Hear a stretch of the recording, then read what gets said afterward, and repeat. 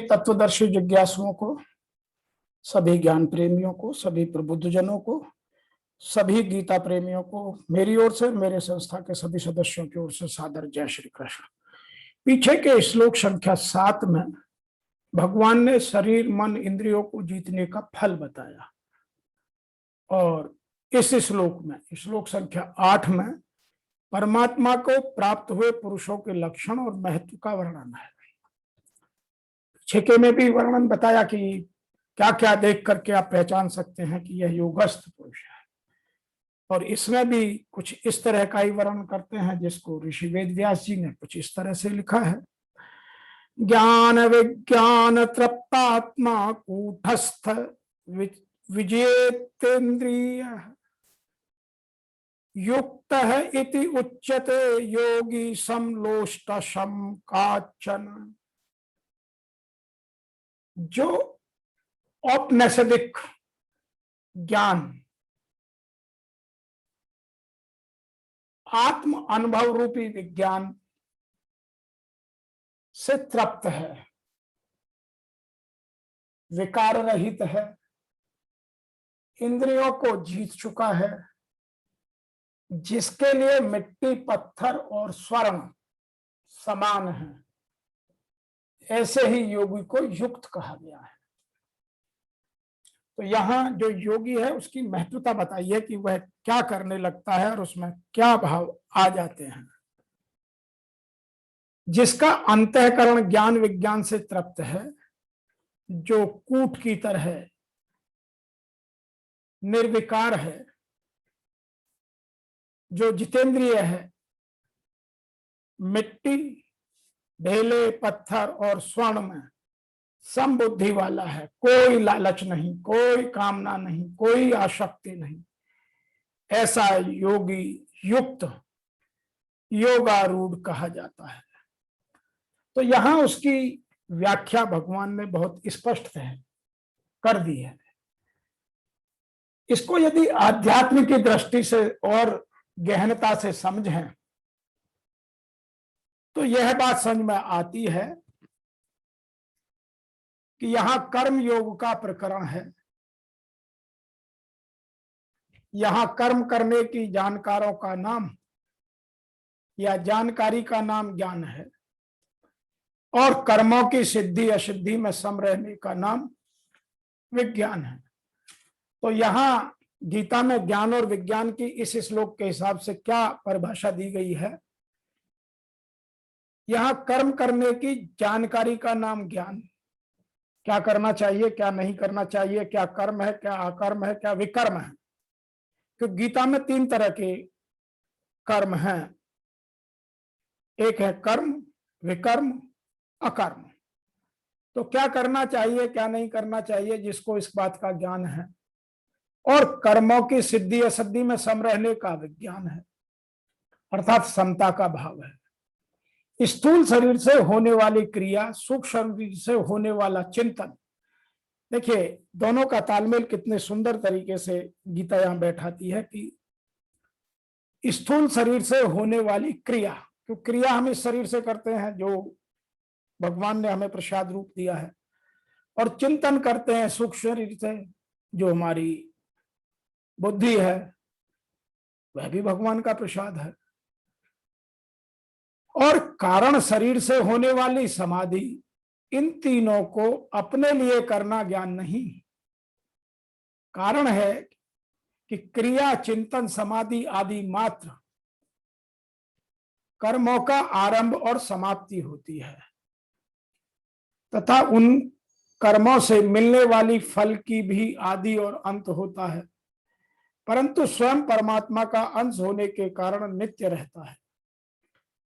अतः अनित्य कर्म और फल से इस नित्य रहने वाले को क्या तृप्ति मिलेगी? जड़ के द्वारा चेतन की क्या तृप्ति होगी? ऐसा ठीक अनुभव हो जाए कि कर्मों के द्वारा मेरे को कुछ भी नहीं मिल सकता, यह कर्मों का करने का ज्ञान है। ऐसा ज्ञान होने पर वह कर्मों की पूर्ति आपूर्ति, पदार्थों की प्राप्ति अप्राप्ति में सम रहेगा, यही विज्ञान है। तो जो यहाँ ज्ञान और विज्ञान की बात की है वह ठीक से समझना बहुत जरूरी है। इस ज्ञान और विज्ञान से वह स्वयं तृप्त हो जाता है, फिर भी उसके लिए करना, जानना, पाना फिर कुछ बाकी नहीं रहता। यहां एक शब्द आया कूटस्थ। कूटस्थ का मतलब है जो कूट, आवाहन की तरह स्थित रहता है, एहरन की तरह, उसको कूटस्थ कहते हैं। कूटस्थ तिष्ठति कूटस्थ, कूटवत तिष्ठति कूटस्थ। तो यहाँ कूटस्थ का मतलब है कूट, एहरन। आपने देखा होगा जो गांवों में पहले लुहार होते थे, वो जिस पर रखकर कोई भी औजार, कोई भी घर की वस्तु बनाते थे, वह वैसी की वैसी रहती थी, उस पर कितनी चोट लगती थी, और ऊपर वाला जो लोहा भट्टी में गर्म होकर आता था उससे वह आकार प्रकार देता था। तो यहाँ कूटस्थ एहरन एक लोहे का पिंड होता है जिस पर लोहा, सोना, चांदी आदि अनेक रूपों में गढ़े जाते हैं। वह सदा एक ही रूप में रहता है। ऐसे ही सिद्ध महापुरुष के सामने कि तरह तरह की परिस्थितियां आती हैं और जाती हैं, पर वह कूटस्थ की तरह जो कहते हो निर्विकार बना रहता है। इसीलिए यहां ज्ञान विज्ञान तृप्तात्मा कूटस्थो विजितेंद्रिय है कहा गया है। तो विजितेंद्रिय का मतलब है कर्म योग के साधकों को इंद्रियों पर विशेष ध्यान देना पड़ता है, क्योंकि कर्म करने में प्रवृत्ति होने के कारण उसके कहीं ना कहीं राग द्वेष होने की पूरी संभावना बनी रहती है। इसीलिए गीता ने कहा है कि सर्व कर्म फल त्यागम तत्कुरु यातात्मवान। यह जब गीता का 12वां अध्याय आएगा तो आपके साथ विशेष चर्चा कर हम दोनों समझने का प्रयास करेंगे, आप भी और मैं भी। इस तरह साधन अवस्था में इंद्रियों के विशेष ख्याल रखने वाला साधक सिद्ध अवस्था में स्वतः विजितेंद्रिय होता है। आके लिखा गया समलोटाष्टकांचन। लोष्ट का नाम मिट्टी का ढेला, अस्म का नाम पत्थर का, और कंचन का नाम स्वर्ण का। तो यहां लिखा गया समलोष्टकाराम कंचन। इन सब में सिद्ध कर्मयोगी सम रहता है। सम रहने का अर्थ यह नहीं कि उसको मिट्टी के ढेले और पत्थर स्वर्ण का ज्ञान नहीं, उसको यह ठेला है, यह पत्थर है, यह स्वर्ण है, ऐसा ज्ञान पूर्ण होता है, पर उसका व्यवहार भी उनके अनुरूप जैसा होना चाहिए वैसा ही होता है। अर्थात वह स्वर्ण को तिजोरी में सुरक्षित रखता है और ढेले और पत्थरों को बाहर पड़े रहने देता है। ऐसा होने पर भी स्वर्ण चला जाए, धन चला जाए तो मन पर कोई प्रभाव नहीं पड़ता, और स्वर्ण मिल जाए तो भी उसके मन पर कोई प्रभाव नहीं पड़ता। अर्थात जाने और आने से, बनने और बिगड़ने से, शोक और हर्ष से, हानि और लाभ से, यही उसका सम रहना है। उसके लिए पत्थर जैसे पत्थर वैसे ही सोना, जैसे सोना वैसे ढेला, और जैसे ढेला वैसे सोना। इसमें कुछ फर्क नहीं पड़ता। जो आया वो आया, जो गया ये प्रभु का प्रसाद है, आता जाता रहता है। उसके अंतःकरण में कोई विकार पैदा नहीं होता।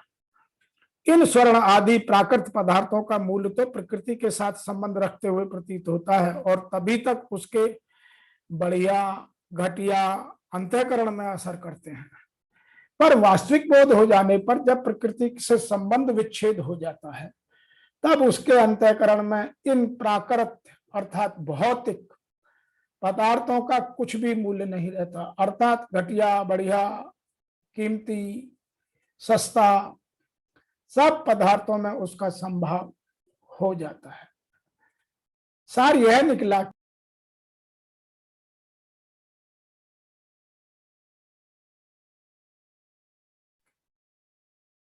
उसके जीवन में कोई फर्क नहीं पड़ता, क्योंकि वह सब हाल में उनके प्रति सम हो जाता है। सार यह निकला कि उसकी दृष्टि पदार्थों के उत्पन्न और नष्ट होने वाले स्वभाव पर रहती है। अर्थात उसकी दृष्टि में इन प्राकृतिक पदार्थों के उत्पन्न और नष्ट होने में कोई फर्क नहीं है। अंत में लिखा गया है युक्त इत्युच्यते योगी, ऐसा ज्ञान विज्ञान से तृप्त निर्विकार जितेंद्रिय और समबुद्धि वाला सिद्ध कर्म योगी युक्त अर्थात योगारूढ़ समता में स्थित कहा जाता है। कुछ लोग इनको एक और तरीके से भी बात करते हैं, कुछ लोग इनको एक और तरीके से भी बात करते हैं और वो कहते हैं कि जिनका अंतःकरण ज्ञान विज्ञान से तृप्त है, जिसकी स्थिति अचल और स्थिर और विकार रहित है, जिसने इंद्रियों को विशेष रूप से जीत लिया है, जिनकी दृष्टि में मिट्टी पत्थर स्वर्ण एक समान है, कोई अंतर नहीं, ऐसा योगी युक्त कहा जाता है। युक्त का अर्थात है योग से संयुक्त।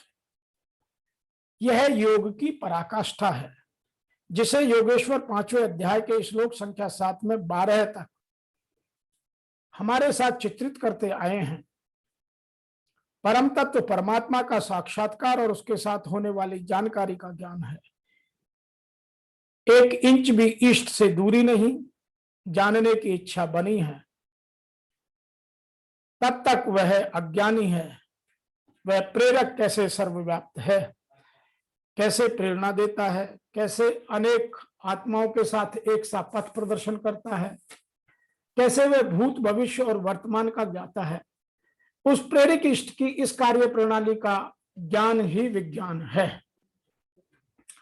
जिस दिन हृदय से या हृदय में इष्ट का आविर्भाव हो जाता है, उसी दिन से वह निर्देश देने लगता है, किंतु प्रारंभ में साधक समझ नहीं पाता। पराकाष्ठा काल में ही योगी उसकी आंतरिक कार्य प्रणाली को पूर्णतः समझ पाता है। यही समझ विज्ञान है। योगारूढ़ अथवा युक्त पुरुष का अंतःकरण ज्ञान विज्ञान से तृप्त रहता है। इस प्रकार योग युक्त पुरुष की स्थिति का निरूपण करते हुए योगेश्वर आगे के श्लोकों में हमें कुछ और समझाना चाहते हैं। तो आज के इस व्याख्या में जो हमें मिला वह यह समझ में आई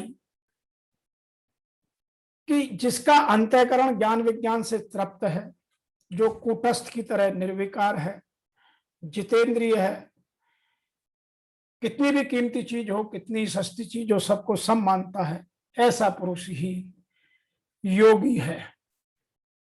और आज की इस व्याख्या में इतना ही। फिर आपसे शीघ्र मिलते हैं आगे की व्याख्या लेकर। तब तक के लिए आपको मेरी ओर से और मेरे संस्था के सभी सदस्यों की ओर से सादर जय श्री कृष्ण।